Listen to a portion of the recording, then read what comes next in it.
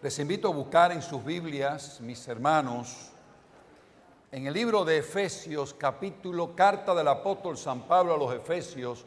Vamos a leer en el capítulo 4, los versículos del 1 al 6.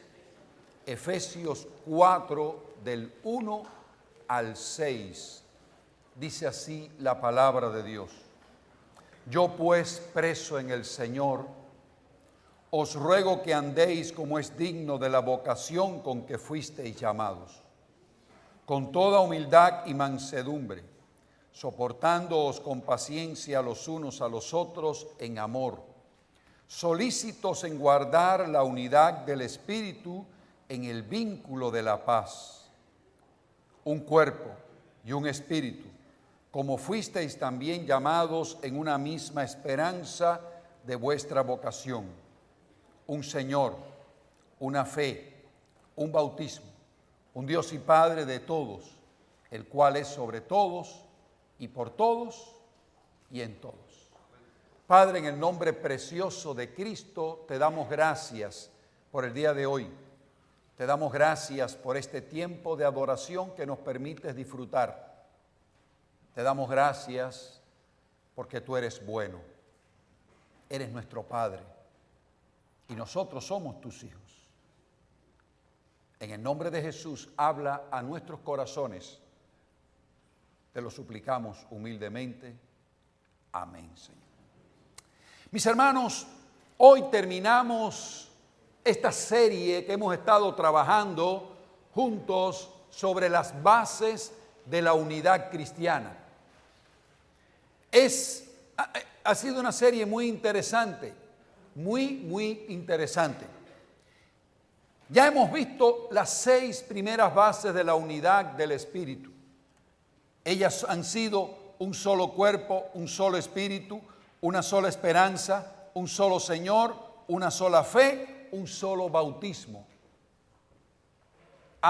Hoy veremos la última de estas bases, un solo cuerpo, un solo Dios y Padre.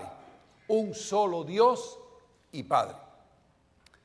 Vamos a ver en este día brevemente algunas implicaciones personales y a nivel de iglesia que esta frase significa o tiene. Cuando nosotros vemos y leemos aquí que hay un solo Padre, no llegamos a una conclusión bien primaria que quiero decir antes de continuar. Nosotros o una persona es hija de Dios por medio de la fe en Jesucristo. No hay otra forma. Una vez yo le dije a una persona, a un campesino allá en Cuba, mire, usted no es hijo de Dios. Y me dijo él así, me miró y me dijo, ¿y qué soy? ¿Un animal? Si no soy un hijo de Dios, entonces soy un animal. No, usted es una criatura de Dios, pero un hijo de Dios es aquel que pone su fe en Jesucristo, porque así lo dice la Biblia. Dice Juan 1:12, que a los que creen en su nombre les ha dado potestad de ser hechos ¿qué? Hijos de Dios. A los que creen en su nombre. No es a aquellos que a lo mejor en algún tiempo o por un poquito de tiempo creen en el nombre de Cristo. No, la fe, como dice el Señor, sé fiel ¿hasta cuánto? Hasta la muerte. Y yo te daré la corona de la vida. No es fiel por un tiempito, no es por una temporadita que a lo mejor me parece. Es ser fieles, como dice el himno que cantó el coro, tan bello ese himno, que nos hallen fieles hasta el fin, que nos hallen fieles. Eso es algo extraordinario, eso es algo tremendo, eso es algo que nos inspira las vidas de aquellos que nos precedieron. Cuando decíamos la semana pasada, Jesucristo es el Señor, dijimos que esa fue la primera declaración de fe de la iglesia, del cristianismo. Jesucristo es el Señor. Y que por esa declaración murieron miles y miles de personas. Porque el Imperio Romano decía que el único Señor era el César. Y de pronto se aparecen los cristianos diciendo, el único Señor es Cristo, y eso entonces era un problema político, decían ellos, que había que eliminar. Y la forma que conocían los romanos de eliminar un problema era matando a las gentes. Entonces, este pensamiento, estas ideas fueron agregándose, fueron creciendo, fueron desarrollándose, fue poniéndosele más y más ideas, tanto del Antiguo Testamento como del Nuevo Testamento, y ya en el concilio de Nicea de la iglesia, en el siglo IV, 300 y tanto, se hizo la primera declaración completa. La primera declaración completa que se conoce como el credo de los apóstoles. El credo.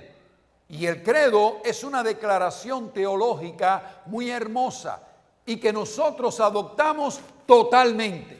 Las iglesias evangélicas o las iglesias que partieron principalmente de la Reforma del siglo XVI adoptan el credo de los apóstoles porque es un resumen de toda la doctrina cristiana, dicha en pocas palabras.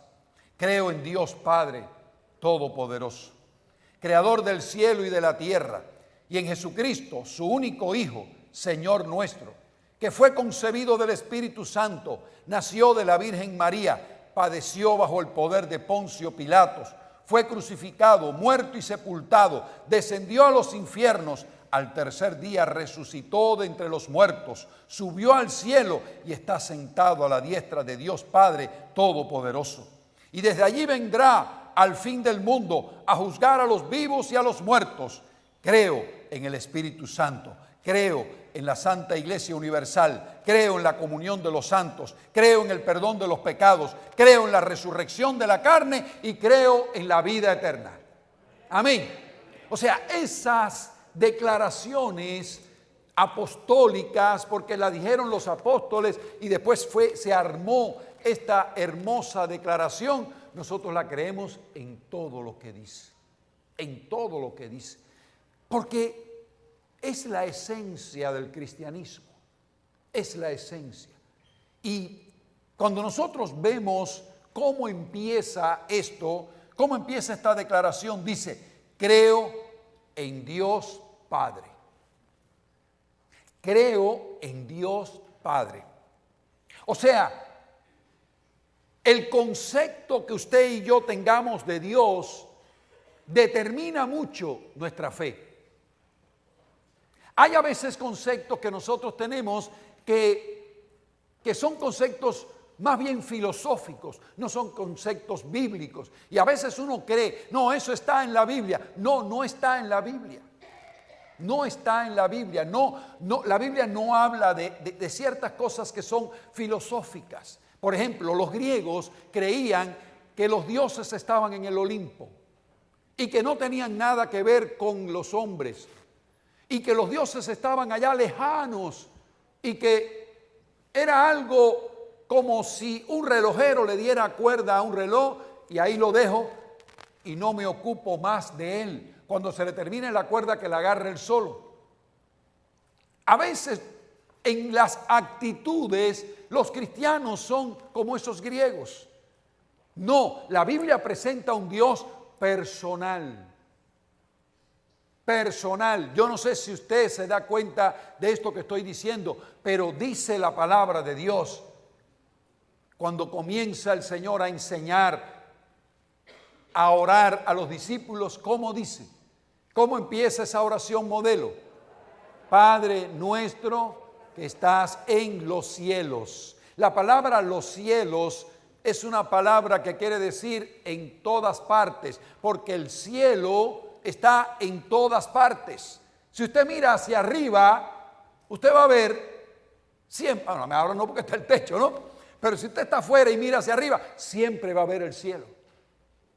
Así, ese es el concepto. Estás en los cielos y no en el tercer cielo, que es la habitación de Dios. No, no es el tercer cielo, es en los cielos. Esto que nosotros estamos viendo. Y también en el tercer cielo.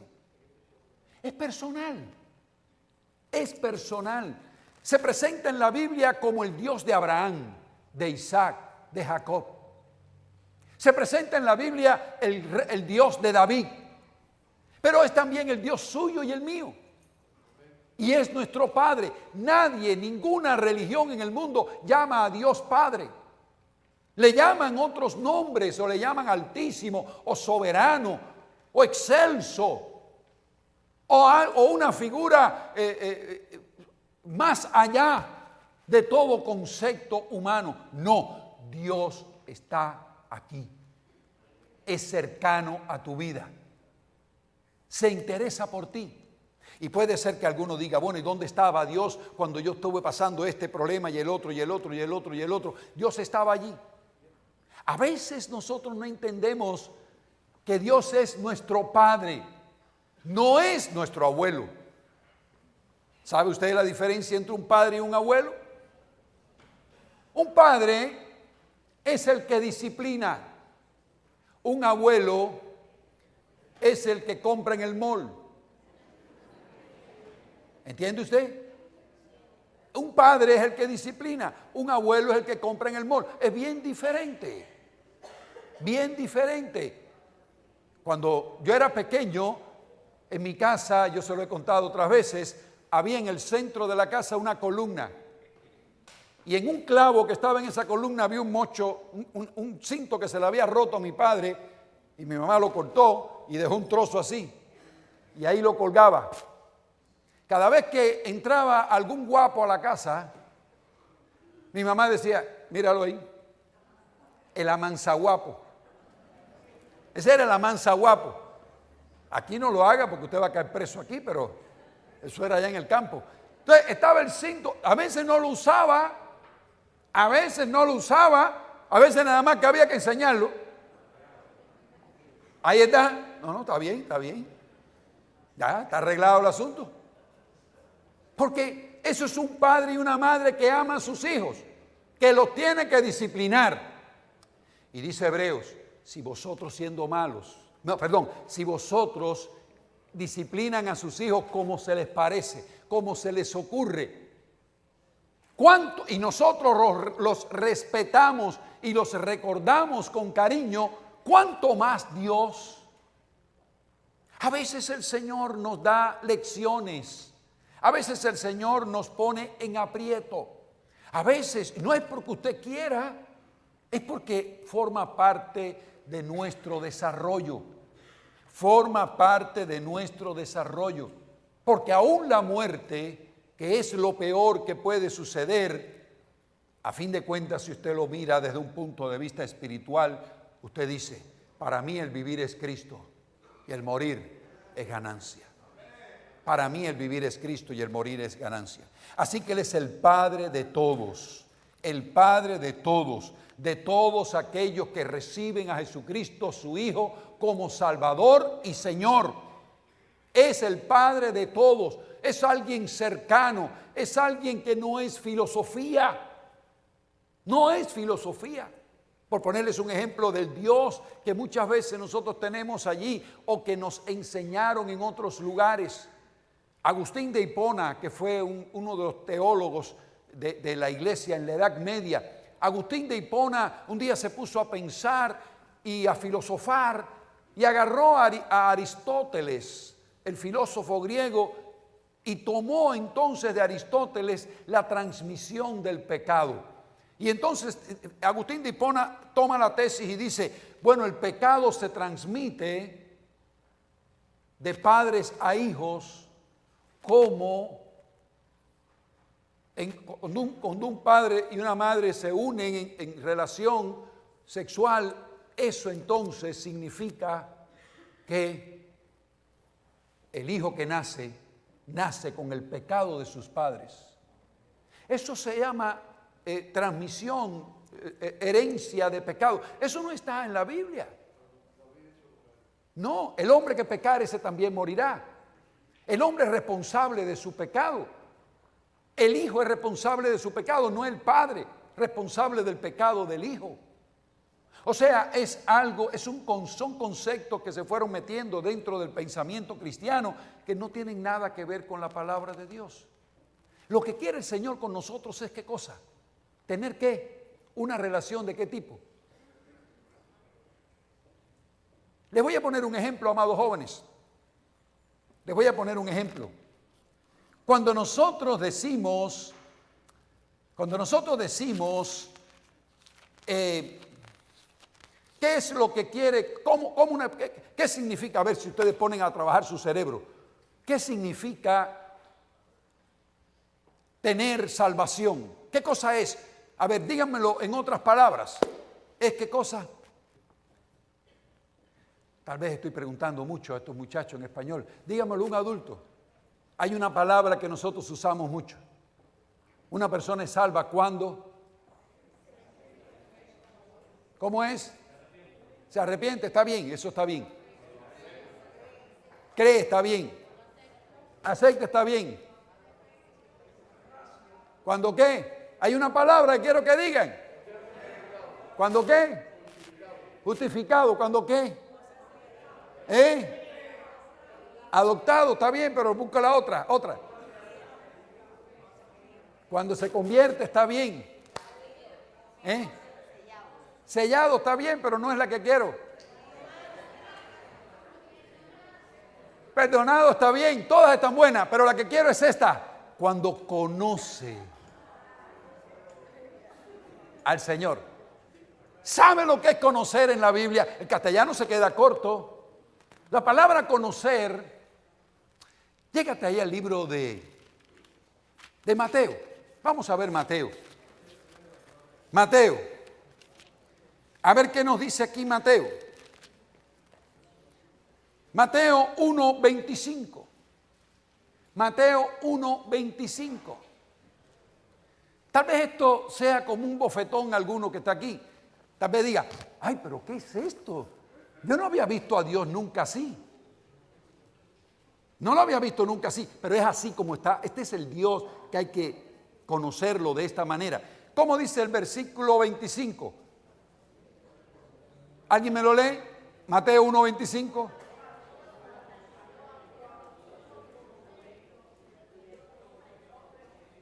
Pero no la conoció hasta que dio a luz a su hijo primogénito. La palabra conocer es esta. No tuvo relaciones sexuales con María hasta que nació su hijo Jesús. ¿Captan ustedes el símbolo? Cuando nosotros decimos conocer a Cristo, significa una relación tan íntima como el de un esposo y una esposa. Tal vez algunos se sientan así y dicen, oye, pero tan. Es que es así. Es una relación de una sola carne. Es una relación, pero muy, muy personal e íntima. Es la misma palabra que usa. O sea, cuando nosotros conocemos al Señor Jesucristo de esa manera, entonces somos hijos de Dios. Y yo te pregunto, ¿conoces tú al Señor de esa manera? ¿Conoces tú a ese Señor tuyo? ¿O es un abuelito? El pasaje que más te gusta en el Evangelio es pedid y se os dará. Pedid y se os dará, como me gusta ese pasaje. Pero es esa relación con el Señor. Por eso es que a veces nosotros fallamos en muchas cosas. Fallamos como personas, fallamos como iglesia, fallamos como en la extensión del Evangelio, fallamos como sal y como luz de este mundo. ¿Por qué? Porque queremos hacer las cosas nosotros. Hermanos, tú no puedes hacer las cosas por ti mismo. Tú no puedes hacer las cosas a tu manera. Tú tienes que hacer las cosas como Dios quiere que tú las hagas. Porque Él es tu Señor. Él es tu Salvador, pero es tu Padre. No es tu abuelo, es tu Padre. Es el Padre de todos. El Padre de todos aquellos que ponen su fe en Jesucristo como su Hijo, como su Salvador. Como su Salvador. y como hijos obedientes, no os conforméis, dice Primera de Pedro 1:14, como hijos obedientes, no os conforméis a los deseos que antes teníais. Así que es el Padre de todos. Ahora dice además, el cual es sobre todos. El cual es sobre todos. El control de Dios es absoluto. Porque si Dios no controla los acontecimientos de este mundo, ¿quién lo hace? ¿Me quieres decir tú? Si tú dices, esto está loco, este mundo no se sabe para dónde va, este mundo no tiene cabeza ni pies. Si Dios no controla, ¿para dónde vamos? ¿Quién lo hace? En Romanos 8:28 dice, en un pasaje muy conocido, muy mencionado y que yo lo predico mucho, con frecuencia lo menciono en mis mensajes. Romanos 8:28 dice, y sabemos que a los que aman a Dios, todas las cosas les ayudan a bien. Esto es, a los que conforme a su propósito son llamados. Y sabemos, ¿qué cosa quiere decir esa frase? ¿Qué quiere decir esa frase? Y sabemos. ¿Qué es eso? ¿Qué cosa es eso? ¿Una seguridad de qué? Pero eso se llama ¿cómo? Se llama conocimiento, ¿no? Se llama confianza. ¿Qué cosa es el sinónimo de la confianza? La fe. La fe. Cuando usted dice, yo tengo fe. Tengo la fe. Tengo la seguridad. Tengo la confianza de que aquellos que aman a Dios, todas las cosas les ayudan a bien. Es el que dirige la mano de un cirujano. Es el que dirige el pensamiento de un cirujano. Es el que está por encima de todas las cosas. El credo de los apóstoles empieza, creo en Dios Padre Todopoderoso. Es una expresión teológica, pero es una expresión real. Es el Todopoderoso. No hay límites. El cual es sobre todos. Nadie queda fuera de su autoridad. Ahora, Jeremías capítulo 29. Jeremías capítulo... ¿Quién? Apaguen ese teléfono. Jeremías capítulo 29, versículos 11 y 12, dice así, esto es una joya, estos versículos son joyas, pónganlo en un cuadro en su casa y léanlo todos los días.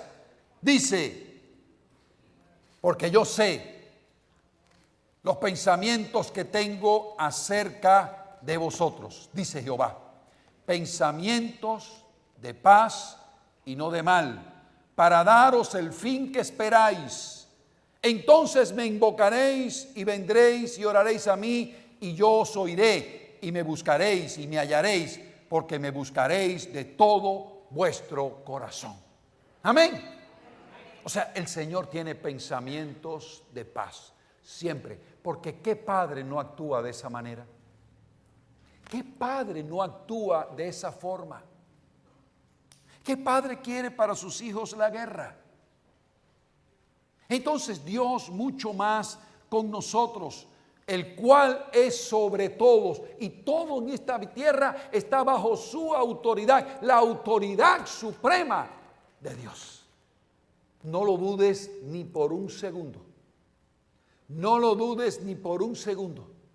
Puede ser que usted diga, bueno, y todas las tragedias que están sucediendo en el mundo, todas las matazones, eso que pasó ayer allá en Baltimore, donde un tipo alocado de esto entró y mató a otras 2 personas. ¿Qué pasa con el mundo que está cada día más revuelto y cada día Dios está allí? Bueno, puede ser que alguien se pregunte eso, pero no pienses de esa manera. Piensa de esta forma, amado mío, piensa de esta forma. Dios está en control. Eso que sucede forma parte del descontrol que nosotros mismos, los hombres, hemos creado. Hay un libre albedrío en el hombre. Hay un libre albedrío en el hombre. Hay algo que el hombre sencillamente tiene que experimentar. Si usted tiene toda su vida resuelta, si usted tiene todos sus problemas hechos, si usted es tan suficiente que no necesita de Dios, nunca va a mirar hacia arriba. Eso es lo que le pasa a mucha gente, que están tan cómodos, están tan bien en sus vidas, están tan sin problemas, dicen ellos, que no miran hacia arriba. Pero cuando llega el momento de la dificultad, entonces claman a Dios como cualquiera. Él está sobre todas las cosas en el mundo. Pero además, dice que es por todos, por todos.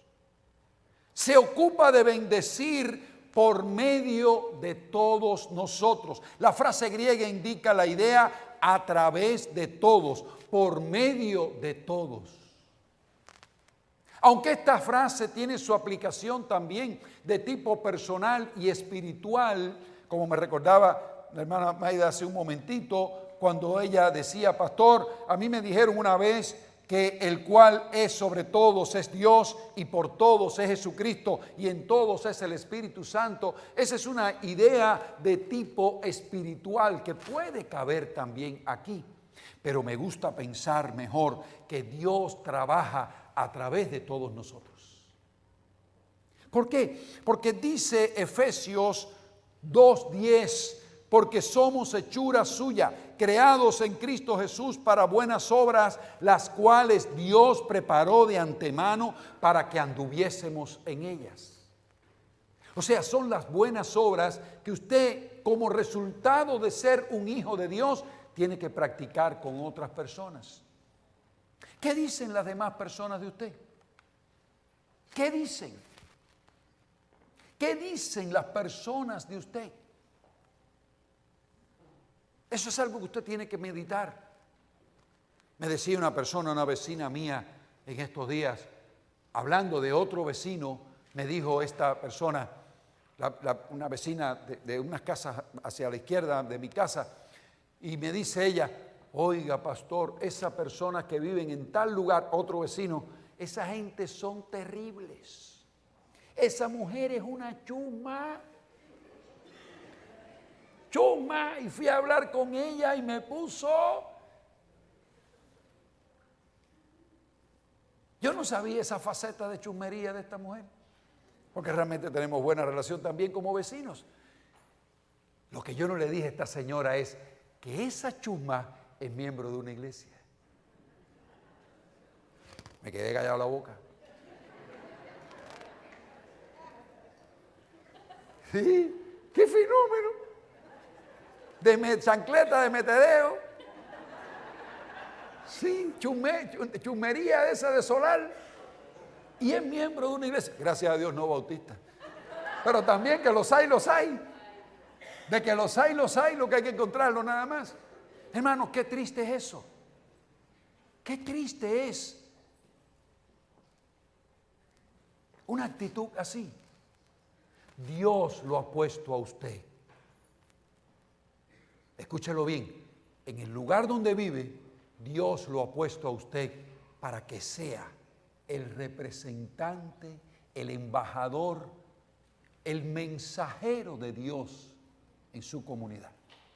Yo en su escuela, yo en su trabajo, yo sí lo es. Cuando usted tiene la tentación de soltar la lengua, recójala y diga: yo tengo que dar cuentas a Dios porque yo soy su representante aquí. Muérdase la lengua y no hable de más, porque de toda palabra ociosa habrá que dar cuenta a Dios. O sea, el Señor lo que quiere decir aquí es que Él quiere bendecir a todo el mundo por todos o por medio de nosotros. ¿Estamos dispuestos a dar esa bendición? ¿Estamos dispuestos a ofrecer esa bendición, amado mío? Y por último, Dios está dentro de todos. Y en todos, dice aquí, y en todos, amados míos, por medio de su Espíritu, Dios hace morada en nosotros. Como dice el comentarista William Barclay, el Evangelio nos dice que vivimos en un mundo que ha sido creado por Dios, que está controlado por Dios, sostenido por Dios y lleno de Dios. Amén. No hay de otra. Porque si no, ¿quién controla y de qué está lleno este mundo? Dios no mora solamente en algunos miembros del cuerpo, sino en todos. Porque Él mora en el cuerpo, el cual es la iglesia cristiana. El cual es la iglesia cristiana. Ahora, ¿cómo es esto? ¿Cómo es que usted tiene o siente el Espíritu Santo en su corazón? Yo le invito a que usted lea conmigo un pasaje. Y con este pasaje concluyo. Un pasaje que está en Primera de Pedro 1, 14 al 20. Primera de Pedro 1, 14 al 20. Vayan buscándolo ahí.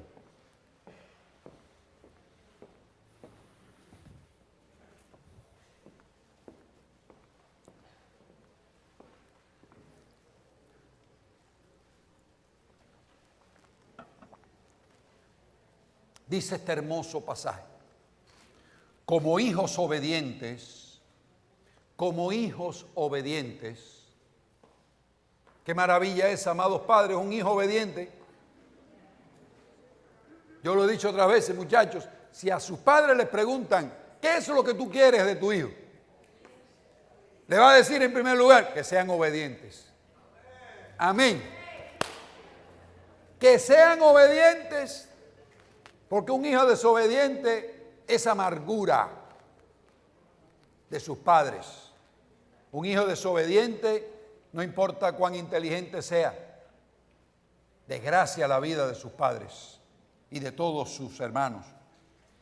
Como hijos obedientes, no os conforméis a los deseos que antes teníais, estando en vuestra ignorancia, sino como aquel que os llamó es santo, así también vosotros sed santos en toda vuestra manera de vivir. Porque escrito está, sed santos porque yo soy santo. Y si invocáis por Padre a aquel que sin acepción de personas juzga según la obra de cada uno, conducíos en temor todo el tiempo de vuestra peregrinación, sabiendo que fuisteis rescatados de vuestra vana manera de vivir, la cual recibisteis de vuestros padres, no con cosas corruptibles como oro o plata, sino con la sangre preciosa de Cristo. Esto no se hereda de papá y de mamá, muchachos. No se hereda. Esto es por fe.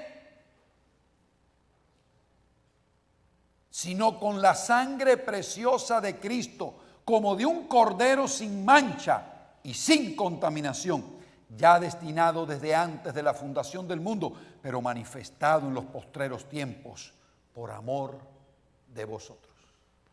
Así que el resumen de todo lo dicho es esto: tenemos un Dios y Padre extraordinario, que está en control de todas las cosas, que nos ha puesto en este mundo para servir y para ser sus manos. Un Dios que está en nosotros por su Espíritu Santo y un Dios que espera de sus hijos una actitud conforme a su naturaleza. La naturaleza de Dios es santa y eso es lo que Él quiere de cada uno de nosotros. Si yo preguntara ahora, ¿quién quiere ser un hijo de Dios? Muchos aquí dirían, yo. Pero ¿estamos nosotros conscientes de lo que eso significa? ¿Estamos conscientes de lo que significa tener el apellido del Señor? ¿Estamos conscientes de eso? O yo quiero seguir con mi apellido de antes. viviendo mi vida como antes la vivía. O quiero ser adoptado sin responsabilidad alguna. Vamos a inclinar nuestras cabezas para orar un momentito allí. Vamos a orar.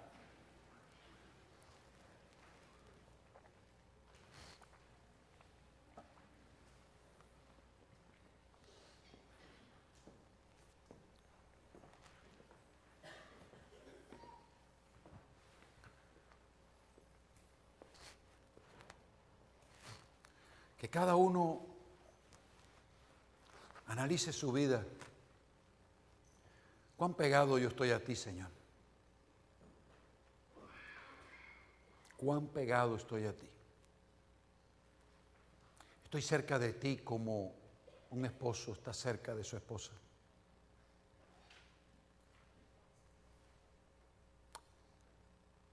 ¿Eres tú mi cabeza, Señor?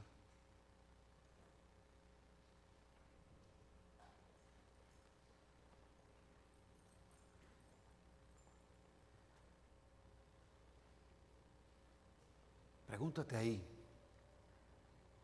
¿cuáles son los deberes de un hijo de Dios? No busques los derechos, busca deberes, porque junto con derechos vienen los deberes. ¿Cuáles son los deberes de un hijo de Dios?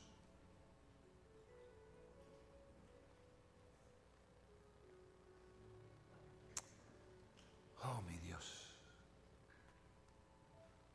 vivo en santidad, vivo en santidad. O soy sencillamente cristiano aquí en el templo, pero cuando salgo por la puerta me olvido de quién soy y a quién represento.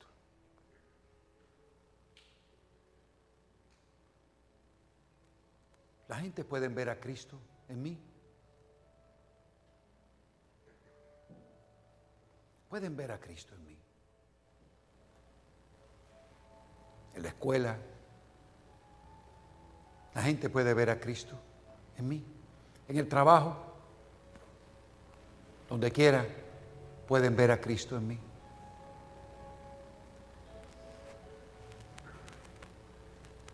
Gracias, Señor. Porque en cada conflicto de mi vida, tú estás.